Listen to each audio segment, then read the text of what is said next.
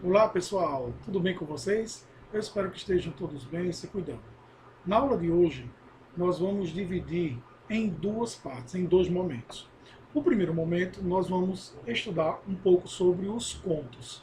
Em um segundo momento, nós vamos estudar sobre o sujeito, sobre os termos essenciais da oração, começando com o sujeito.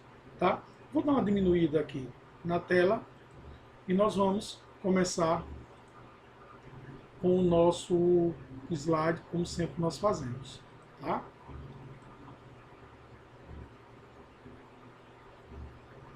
Então vejam bem, nós hoje vamos trabalhar um pouco sobre conto. E conto tem tudo a ver com narrativa. Tá?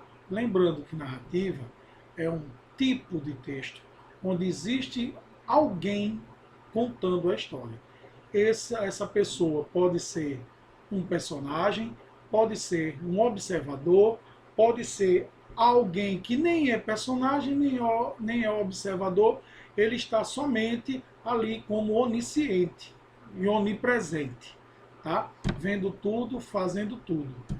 Então, vamos trabalhar um pouco sobre conto.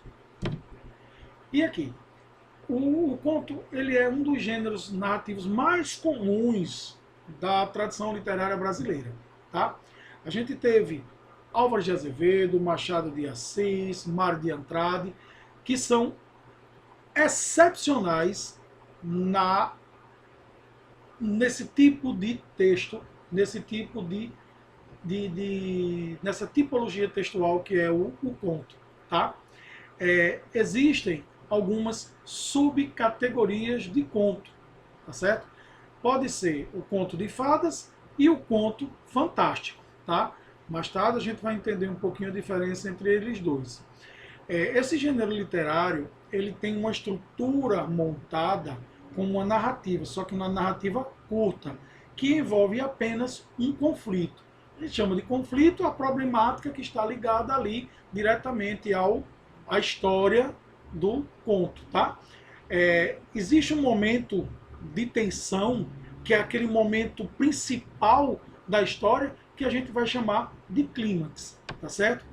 Além disso, embora não seja uma regra geral, é bem comum no conto ter poucos personagens, ter um espaço ou um cenário limitado, tá? Um espaço ou um cenário limitado e uma contagem de tempo reduzida, tá certo? Quando a gente fala de espaço ou cenário limitado, é que, por exemplo, nós temos o cenário de uma grande escola e só que ao invés de a gente trabalhar com a escola num todo, nós vamos pegar um ambiente dessa escola, uma sala de aula, ou o banheiro, ou a cozinha, ou a sala da direção, e ele vai passar meramente ali, naquele pequeno espaço, tá? Toda a trama do conto vai se passar em um espaço pequeno, por exemplo, ou a sala de aula ou a sala do diretor, tá? O tempo você vai perceber, porque no conto ele vai te dar algumas informações relativas ao horário que isso está acontecendo. Ele vai dar algumas pistas dentro do texto. Para isso, nós temos que analisá-lo como se fôssemos Sherlock Holmes. Tá? Então, vamos lá. Quais são os elementos do conto? O conto, como eu disse a vocês, ele é estruturado basicamente como uma narrativa. Tá?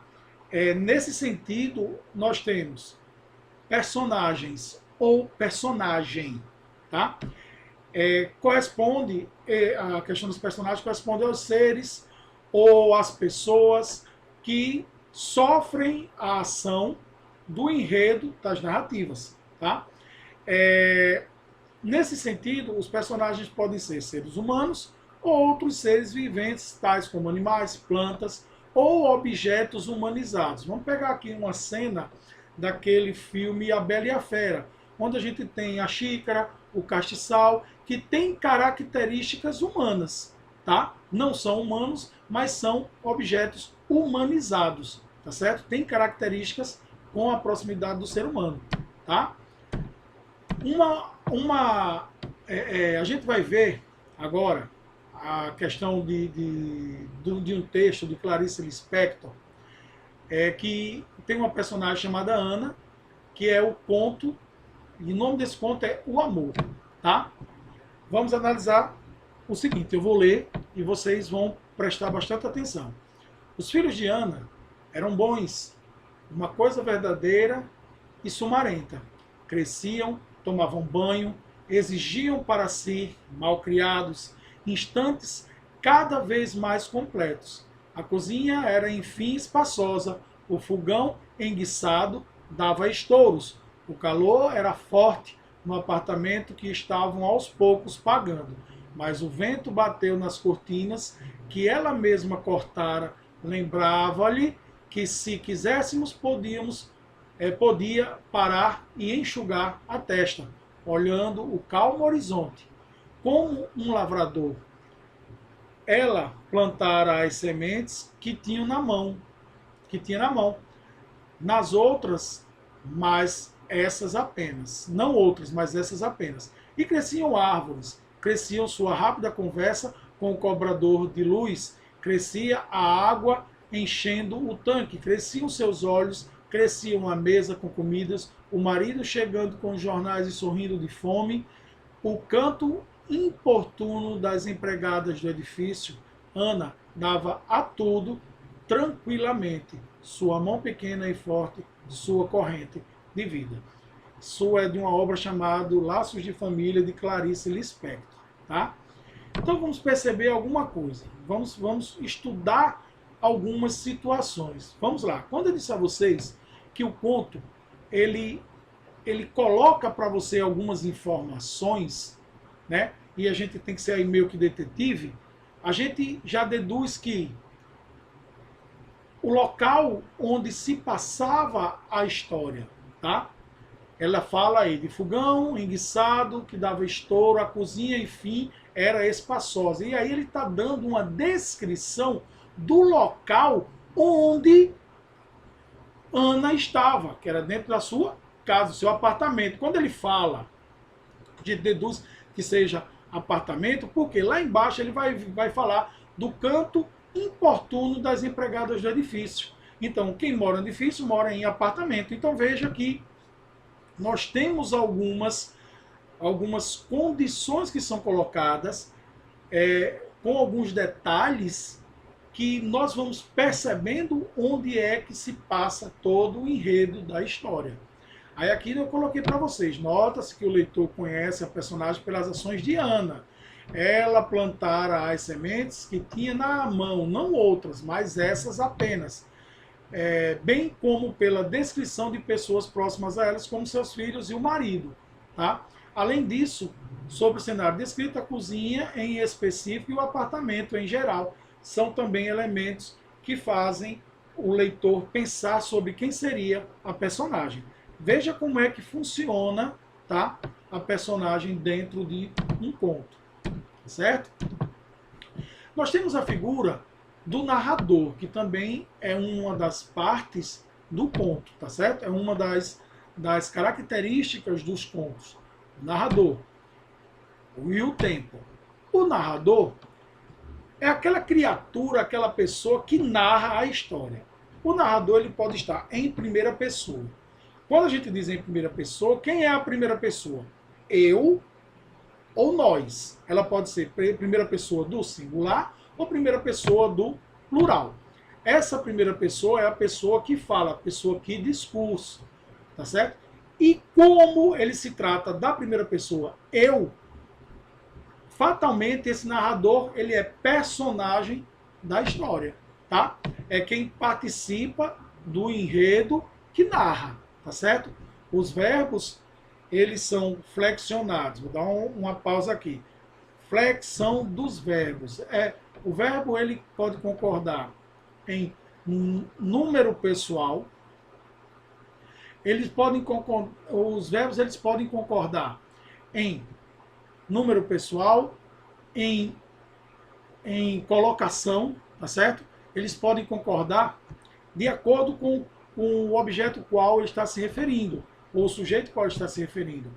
Número pessoal, modo temporal, tá? Então ele vai depender de quando esse eu, se ele estará no presente, no passado ou no futuro, vai depender, tá? Nós temos também a figura do narrador observador. Ele não participa da história, tá certo? Ele é alguém que está fora da história, ele é externo à história. Ele é desconhecido das personagens da trama, tá certo? Ele é irrelevante, ele não tem importância alguma para o conflito que existe dentro da história, tá? Os verbos utilizados, eles são flexionados na terceira pessoa do discurso. Então, nós estamos falando de ele, ou eles, ou ela, ou elas, tá? É importante dizer que esse narrador, ele apenas conta o que vê, tá certo? Ele desconhece algo que venha do pensamento das personagens ou do futuro delas, tá certo? E a gente tem o narrador onisciente, tá? Ele também não participa da história, no entanto, é diferente do observador. Ele conhece o passado e o futuro e o pensamento das personagens. Quando a gente diz onisciente, a gente leva como se fosse Deus, né, que é onisciente, ele tudo vê, ele tudo sabe, tá? Mas só que aí a gente não está falando de onipotente, onisciente, onipresente. Nós estamos falando somente de onisciente. Ele sabe o futuro, o passado e o pensamento das personagens. Você percebeu também que nós temos um tempo, tá? O tempo que se passa dentro da narrativa, tá certo? Ele pode ser visto de duas formas, tá certo? A gente pode vê-lo como tempo, história que ocorre em numa determinada data da história, tá? Uma determinada época. Por exemplo, no conto Negrinha de Monteiro Lobato, aquele que fez o Sítio do Pica-Pau Amarelo. O enredo acontece pouco depois da libertação dos escravos, em 13 de maio de 1888, tá? Feito pela princesa Isabel. Aí a gente tem um fragmento aqui. A excelente dona Inácia era mestra na arte de judiar de crianças. Vinha da escravidão, fora senhora de escravos e daquelas ferozes amigas de ouvir cantar o bolo e estalar o bacalhau. Aí continua. Nunca se afizera a um regime novo. Essa indecência de negro igual a branco e qualquer coisinha, a polícia. Qualquer coisinha, uma mucama assada ao forno, porque se engraçou dela o senhor. Uma novena de relho, porque disse, como é ruim assim há. O 13 de maio, tirou-lhe das mãos o azarogue, mas não lhe retirou da alma a gana. Conservava Negrinha em casa como remédio para os frenesis. Monteiro Lobato, a obra Negrinha. Além dessa perspectiva que a gente tem de tempo e o espaço dentro da história, a ideia de tempo também está ligada à duração da narrativa, seguindo o exemplo anterior, o enredo da Negrinha, que ocorre durante um pouco mais de um mês. Aí aqui a gente tem outro fragmento. Aquele dezembro de férias, luminosa, rajada de céu, trevas adentro do seu doloroso inferno, envenenara, brincara ao sol. No jardim, brincara, acalentara, dias seguidos, a linda boneca loura, tão boa, tão quieta, a dizer mamã, a cerrar os olhos para dormir. Vivera realizando sonhos da imaginação, desabrochara-se de alma. Morreu na esteirinha rota, abandonada de todos como um gato sem dono. Jamais, entretanto, ninguém morreu com maior beleza. O delírio rodeou-a de bonecas, todas louras, de olhos azuis. e de anjos. E bonecas e anjos remoinhavam-lhe em torno numa farândula do céu. Sentia-se agarrada por aquelas mãozinhas de louça, abraçada, rodopiada. Monteiro Lobato, a negrinha. Então, nós percebemos aí que o tempo, tá, ele pode ser um percurso na história ou um tempo mais curto, de horas ou até mesmo minutos daquilo que se passou. Tá? O espaço do conto, em linha geral, assim, é o cenário, tá? Onde as personagens executam tudo aquilo que está acontecendo. Você lembra do cenário lá daquela primeira obra que a gente leu, que foi de Clarice Lispector, O Amor? A cozinha era, enfim, espaçosa, o fogão enguiçado dava estouro, o calor era forte no apartamento, então aí ele vai tratando do lugar, dando algumas características físicas ao local onde aconteceu a trama, tá certo? O enredo, que também é uma parte do conto, ele é definido pela sequência de ações que compõem a história, tá certo? Que traz, claro, um gênero narrativo. As coisas são faladas e narradas, tá? Dentro do que vai se revelando na história, tá certo? E o conflito é a situação problema, é o ápice da problemática do texto, tá? As personagens, elas passam por alguma coisa, algum conflito, algum problema, que dentro do conto ele fica muito assim, como é que a gente pode dizer, muito expresso, muito à vista, tá certo? Por ser um gênero curto, o conflito costuma somente ter um conflito, tá? E quais são os tipos de conto? Nós temos o tipo de conto fantástico, que o enredo ele apresenta situações inexplicáveis, tá? Acontece sempre algo sobrenatural, tá certo? Conto que a gente chama de fantástico. E a gente tem o conto de fadas. O conto de fadas são velhos conhecidos nossos, lá da infância, como os Três Porquinhos, como a Bela Adormecida,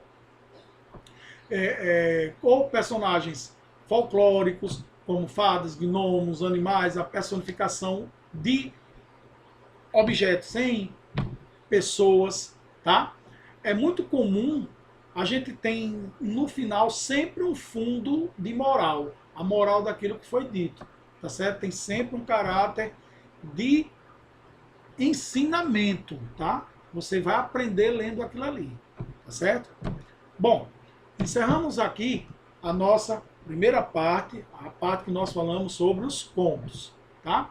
Agora nós vamos iniciar com os termos essenciais da oração. Os termos essenciais da oração são eles, o sujeito e o predicado, tá? Vamos entender um pouco quem são esses dois elementos aí que são essenciais à oração.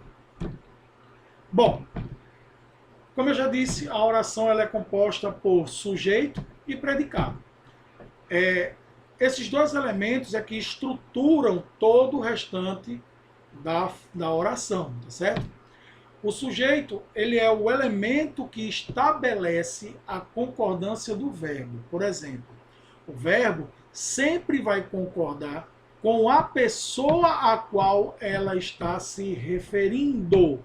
Por exemplo, eu quero formular uma frase dizendo assim que eu vou à escola diariamente.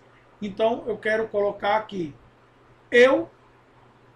ou eu posso usar o passado, iria, ou eu posso usar o passado, vou, ou o presente, vou, ou eu posso usar o futuro, irei.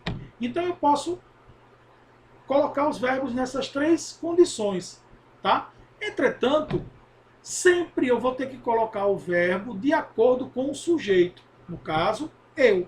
Então, eu iria para a escola, eu vou para a escola ou eu irei para a escola, tá? Então, sempre o verbo vai concordar com o sujeito ao qual está se referindo. Como é que a gente descobre quem é o verbo da oração, quem é o sujeito e quem é o predicado? Vamos lá. O verbo é uma palavra que dá nome à ação, ao estado ou ao pensamento do sujeito, tá certo? Ele é um nome. Geralmente você vai perceber que ele é quem trata dos tempos. Você consegue perceber o verbo porque é ele quem vai definir em que tempo nós estamos falando. Se é presente, se é passado ou se é futuro. E o sujeito? Sujeito é aquilo que serve para que o verbo use esse tempo de maneira correta na sua conjugação. E o predicado? O predicado é tudo aquilo que não é sujeito. Tá? Então vamos ver essa definição aqui. Sujeito, o ser sobre o qual se declara alguma coisa. Aquilo que é falado sobre ele. Predicado, o que se declara sobre o sujeito. Então vamos para o primeiro exemplo.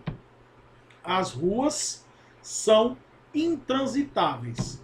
Vamos fragmentar isso aí, tá? Vamos pegar as ruas. O que é que são intransitáveis? Quem é? As ruas. Então, as ruas vão ser o nosso sujeito. O verbo. O verbo vai ser o verbo ser, porque é ele que está dando esse tempo de agora, tá? Percebam bem, se eu estou falando das ruas, elas são intransitáveis. Ela está na terceira pessoa do plural. Por quê? Porque o sujeito está na terceira pessoa do plural. Se o sujeito aí, ao invés de as ruas, fosse a rua, eu teria que mudar o tempo verbal. A rua é intransitável, tá? Por quê? Porque quem rege o verbo é o sujeito, tá certo? Então, se ele for no singular, o verbo no singular. Se ele for para o plural, o verbo vai para o plural, ok? E o predicado?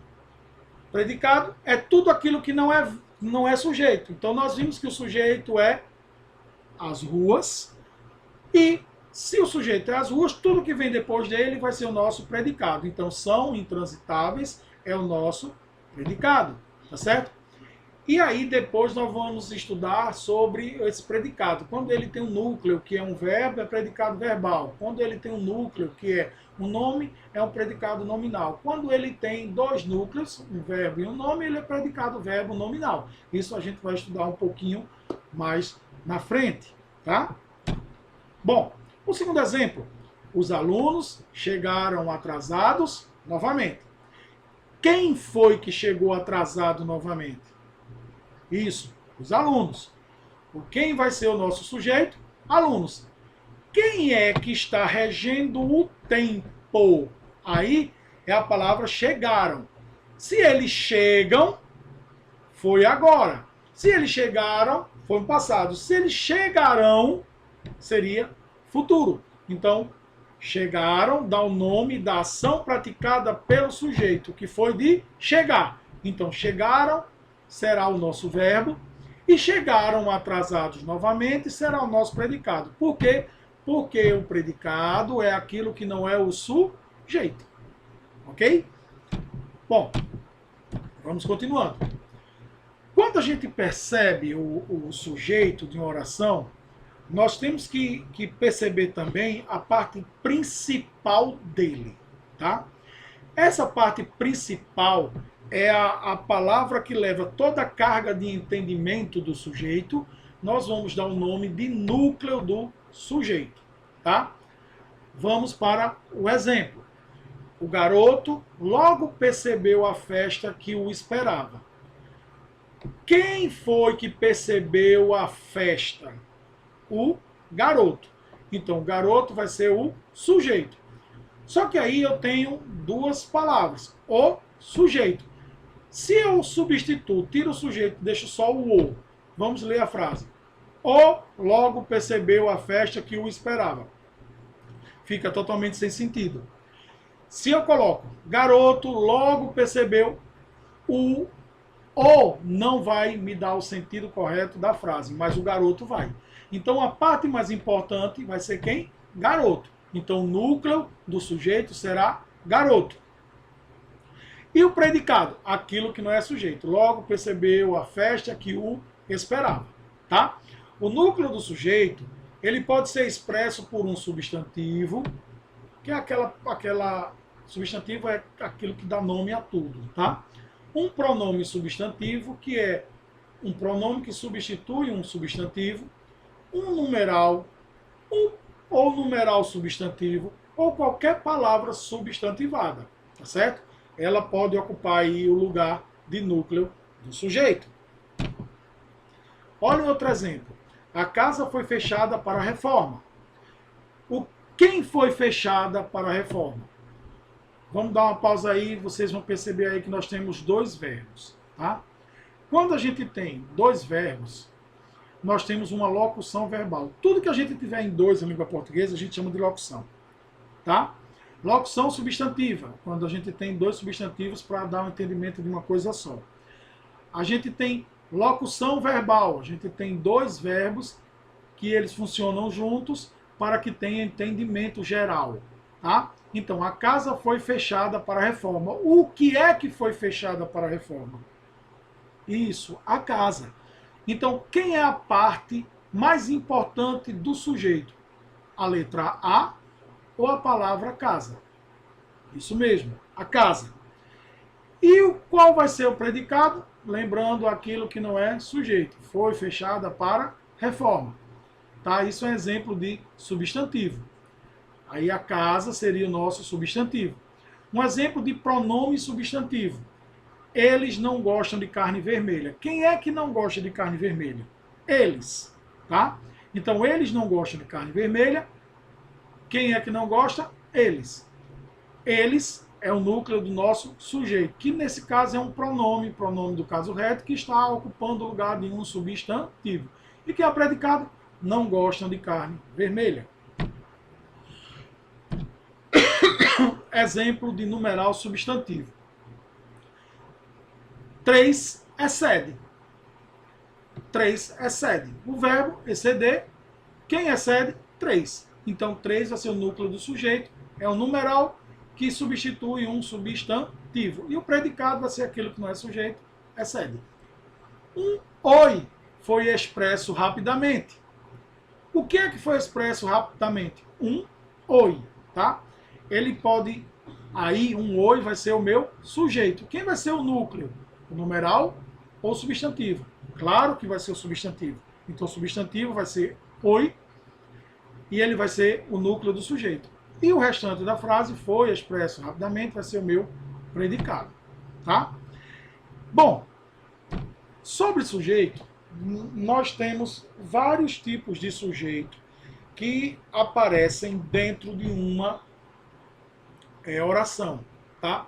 A gente tem aquele sujeito que é tipo determinado e a gente tem um sujeito que é tipo indeterminado.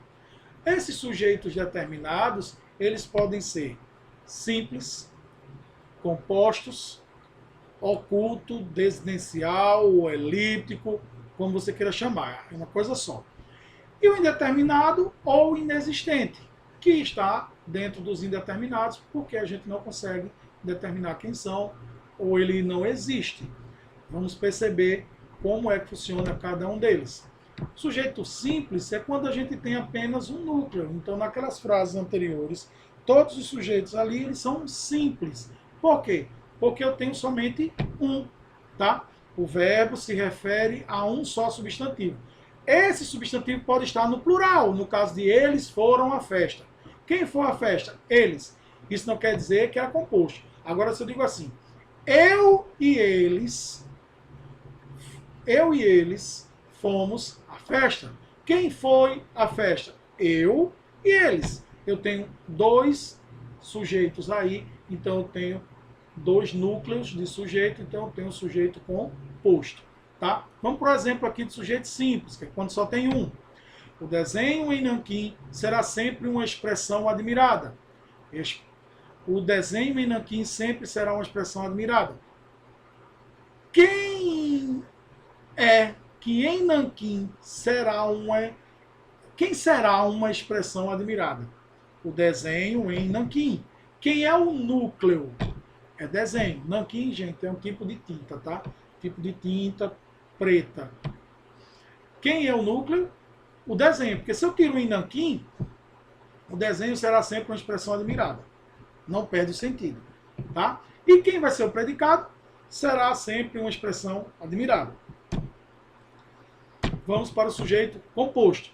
Sujeito composto é quando a gente tem mais de um núcleo, 2 em diante. Por exemplo, Cristina, Marina e Bianca fazem balé no Teatro Municipal. Quem faz balé no Teatro Municipal? Cristina, Marina e Bianca. Quem são os núcleos? Cristina, Maria e Bianca. Quantos núcleos tem? 3. Então é considerado um sujeito composto porque tem mais de um. Tem 2, 3 ou mais sujeitos dentro da oração. E quem é o predicado? Fazem balé no teatro. Lembrando que predicado é aquilo que não é sujeito. Ok? Sujeito oculto. Sujeito oculto, ele também pode receber outros nomes, tá? Ele pode ser sujeito oculto, sujeito elíptico, sujeito desnecial e sujeito implícito. Tudo isso é sujeito oculto, tá? Quando é que ele ocorre? É quando a gente não tem ele expressamente na oração. A gente sabe quem são, mas ele não está aí expresso, ele está meio escondido por trás do verbo. Por exemplo, estávamos à espera do ônibus. Quem estava à espera do ônibus? Nós estávamos. O nós aparece aí? Não. Por ele não aparecer, mas nós sabemos através do verbo que está ali na pessoa, da primeira pessoa do plural, nós sabemos que é nós. Quem é o sujeito? Nós. Esse sujeito é oculto porque ele não está expresso aí diretamente na frase, tá? Quando a gente diz desinência verbal, é que uma das coisas que flexionam o verbo são as desinências número, pessoais ou modo temporais.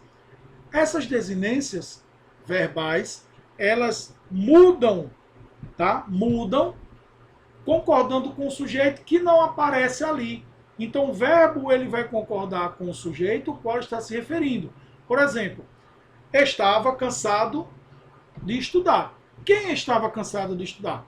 Eu. Eu não estou aparecendo na oração, mas eu sou percebido assim que eu leio. Vamos outra. Vamos para a praia. Quem vai para a praia? Nós. Não aparece aí na nossa frase. Vamos para a praia será o nosso predicado. Mas quem é que vai para a praia? Nós. Então a desinência verbal me dá essa flexão do verbo. Então ela vai me, de certa forma, entregar. Vai ser o X9. O verbo vai ser o X9. Ele vai me contar quem são os participantes dessa oração, tá? Bom, e o sujeito indeterminado, por exemplo, é aquele que a gente não consegue determinar quem são. Por exemplo, todos vieram à festa. Todos vieram à festa. Esse todos, quem é todos? Você sabe quem são? Eu também não. Então, todos, ele é considerado... Quem foi que veio à festa? Todos. Quem é todos? A gente não sabe. Tá? Sujeito indeterminado ocorre quando não se refere a um elemento identificado de maneira clara. É observado em 3 casos. Quando o verbo está na terceira pessoa do plural, sem que o contexto permita identificar o sujeito. Quando um verbo está na terceira pessoa do singular, acompanhado de pronome si. E quando o verbo está no infinitivo. Quando a gente diz no infinitivo, por exemplo, o verbo na sua forma original. É ser, ver, ter, estar, ajudar, cantar, sentir, ruir, comprimir. Então, tudo isso, tá? Comprar, vender, são verbos que estão no infinitivo. Tá certo? Sujeito inexistente, você vai ver que existe uma relação muito forte com fenômenos da natureza, primeira coisa, tá? A oração sem sujeito ocorre quando a informação é vinculada pelo predicado, ela está centrada em um verbo que a gente chama de impessoal. Verbo impessoal, gente, é aquele que não define uma pessoa que está atuando ali para orientar a sua desinência. Por isso não há relação entre sujeito e verbo. Por exemplo, choveu muito em Manaus. Quem é o sujeito? Não sabemos, ele é inexistente. Qual é o predicado? Choveu muito em Manaus. Tá? Gente, ó, as atividades, aqui está a nossa referência bibliográfica. Vou dar uma diminuída aqui, uma aumentada de novo na nossa tela, tá? Para a gente conversar um pouco sobre as atividades. A atividade de hoje vai ser postada diferente, tá? Nós vamos colocar a atividade após 1h da tarde e ela vai ficar somente, vou colocar assim, de 5 horas da tarde, e ela só vai ficar até meia-noite da própria segunda-feira. Não vamos estender até o final da semana não, tá? Por quê? Porque muitos alunos não estão assistindo às aulas, estão respondendo às atividades sem que as aulas sejam assistidas. E eu não quero isso. Você não vai esperar vir de Nárnia, né, a informação para você responder às questões da atividade. Então a atividade será colocada não no final do vídeo, na mesma hora, mas às 6 horas da noite e vai ficar até a meia-noite, tá certo? Da segunda-feira, ele não vai até sexta, certo? Então, quando for meia-noite da segunda-feira, fechou a atividade, não tem mais como você preencher, tá certo? Eu quero com isso que vocês assistam às aulas, tá? Porque ela é muito importante para que a gente possa perceber as respostas da nossa atividade. Nós vamos precisar dos conhecimentos que estão nas aulas aí. Eu espero que vocês tenham gostado. Fiquem com Deus e até a próxima. Fui!